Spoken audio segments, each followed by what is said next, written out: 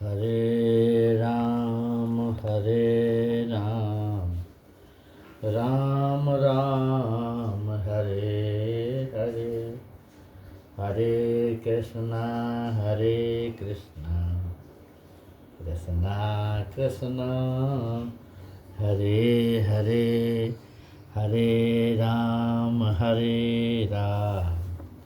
राम राम हरे हरे, हरे कृष्णा कृष्णा कृष्णा हरे हरे, हरे राम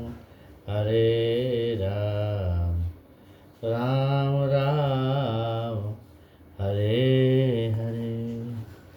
ओम नारायण नारायण नारायण नारायण नारायण नारायण नारायण। सद्गुरुदेव भगवान की जय। हमारे सद्गुरुदेव भगवान जो भी विषय ज्ञान हमें दिए हैं वो हमको गुरुदेव की ऐसी प्रेरणा होती है कि जो हमारे पास है गुरु ज्ञान, गुरुदेव भगवान का जो भी ज्ञान है वो हम सोचते हैं कि समाज में पूरा चला जाए। लोग स्वीकारते हैं कि नहीं, ये प्रश्न नहीं। हमारी इच्छा है कि जो हमारे पास गुरुदेव जी का दिया हुआ ज्ञान है वो समाज में चला जाए। समाज में एक दो चार भी अगर उसको सुन करके और पढ़ करके लाभ उठा लिए तो हम अपना जीवन धन्य मानेंगे। तो वही प्रयास है कि जितना गुरु जी का हमारे पास ज्ञान है पूरा समाज में बट जाए, चला जाए, ये कोशिश करेंगे। आज हम सत्य के बारे में कुछ चर्चा करेंगे 4-6 बिंदुओं पर। कहते हैं कि हर स्थिति के 3 दृष्टिकोण होते हैं। क्या कि मेरा, आपका और सत्य का।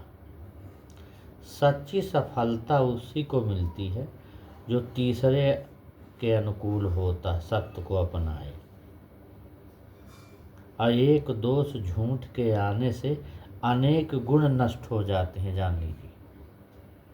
एक गुण सत्य के आने से अनेक दोष नष्ट होते हैं। हमेशा सबके गुण, अपनी गलतियां देखा करें तो अच्छा रहेगा। सबसे घटिया कर्म है झूठ बोलना, सबसे बढ़िया कर्म है कि सत्य बोलना।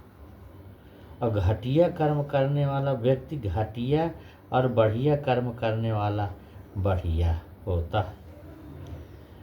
मैं जीता या आप, यह महत्व की बात नहीं है। सत्य जीते इसका महत्व है। सत्य हमेशा जीता है, ये महत्व की बात है। यदि सत्य नहीं जीता तो हम में से कोई नहीं जीत पाएगा।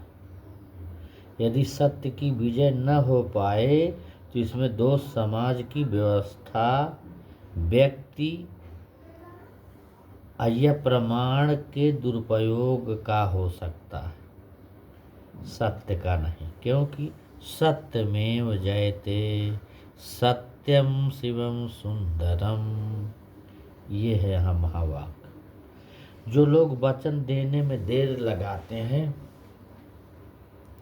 वे वचन का पालन करने में विश्वास करने के योग्य होते हैं। जल्दी वचन न दें और दें तो पूरा करें।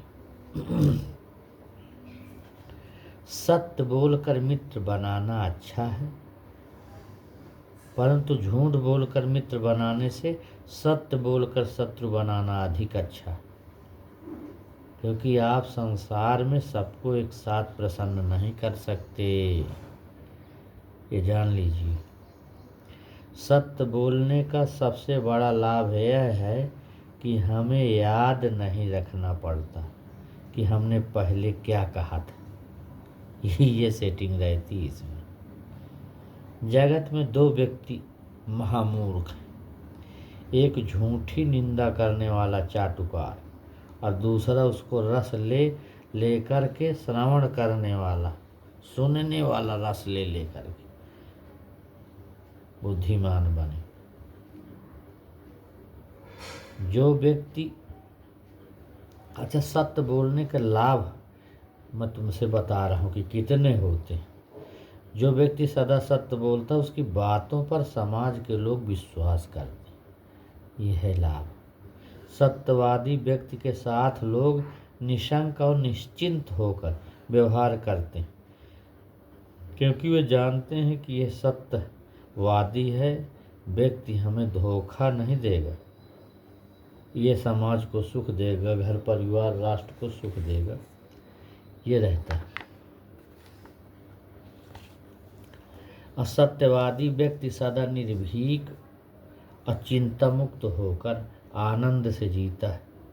उसे कभी किसी से बड़े अधिकारी से भी डर नहीं लगता है।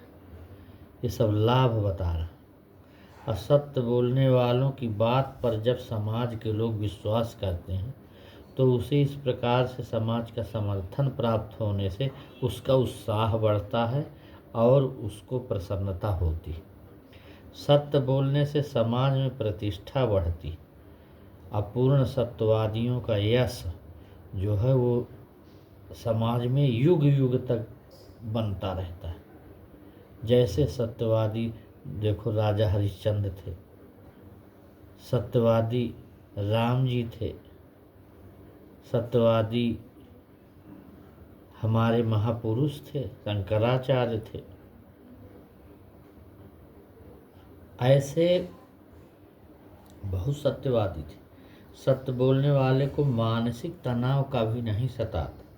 परिणाम स्वरूप उसे अच्छी नींद आती है और अच्छी भूख लगती है। और सत्य बोलने से शरीर के सभी अंग प्रत्यंग अच्छी प्रकार से कार्य करते हैं। इससे व्यक्ति रोगों से मुक्त और स्वस्थ रहता है।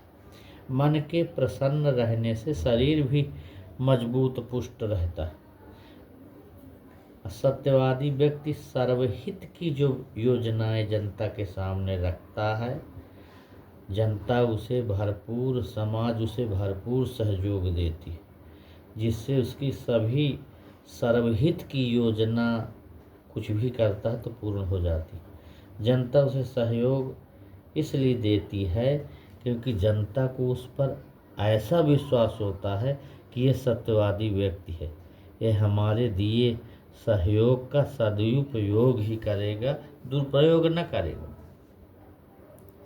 सत्य बोलने से परिवार, समाज, राष्ट्र में परस्पर जो है वो विश्वास और प्रेम का एक वातावरण, वायुमंडल बनता है, जिससे सभी को सुख मिलता है, सबका कल्याण होता है।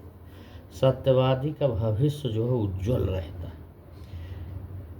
उसे व्यक्तिगत रूप से भी भविष्य में दूसरे लोगों के द्वारा अधिक से अधिक सहयोग मिलता है। सत्य बोलना अपने परिवार, गांव, राष्ट्र, देश, समाज,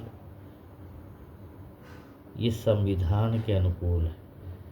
असत्यवादी व्यक्ति वही देशभक्त, वही राष्ट्रभक्त कहलाता है। कभी कभी शासन की ओर से भी इनको पुरस्कृत किया जाता है सत्य बोलने वालों। और सत्य बोलने के कारण व्यक्ति के जीवन में अन्य भी अनेक गुण आ जाते हैं। परिणाम स्वरूप व्यक्ति उन सब गुणों के कारण पुण्य कर्म अधिक अधिक करता जाता है। इससे उसको अगला जन्म अच्छे मनुष्य के रूप में प्राप्त होता है। इस प्रकार से उन्नति करते करते सत्यवादी व्यक्ति का कुछ जन्मों के बाद फिर मोक्ष में भी चला जाता है। इसलिए हम सबको सदा झूठ से बचने का और सदा सत्य ही बोलने और लिखने, मानने, चलने, ये सारी चीज़ों का प्रयास करना चाहिए। ईश्वर इस कार्य में हमारी भी सहायता करें, यही प्रार्थना कि हम सत्य बोलें, झूठ न बोलें। और झूठ से भी कितनी हानि होती, नुकसान। जो व्यक्ति झूठ बोलता है वो पूरे जीवन परेशान रहता है और पकड़े जाने पर दंड मिलता है। झूठ बोलने वाले दूसरों को सदा संशय में बना रहता है, उसको व्यवहार में निश्चिंतता नहीं रहती, सदा धोखा खाने का डर रहता है। ये झूठ की बात। झूठ बोलने वाला व्यक्ति कभी निर्भय और निश्चिंत नहीं होता, छोटे छोटे व्यक्तियों से भी डरता है वो, ये कहीं उसकी पोल न खोल दे। और कभी कभी झूठ बोलने वाले की सच्ची बात को भी लोग झूठ समझते हैं, सही बोला तो झूठ बोलते कि ये ऐसा ही है, विश्वास नहीं करते लोग। झूठ बोलने से समाज में प्रतिष्ठा कम हो जाती। झूठ बोलने वालों को सदा मानसिक तनाव बना रहता है, अच्छी नींद नहीं आती, अच्छी भूख नहीं लगती।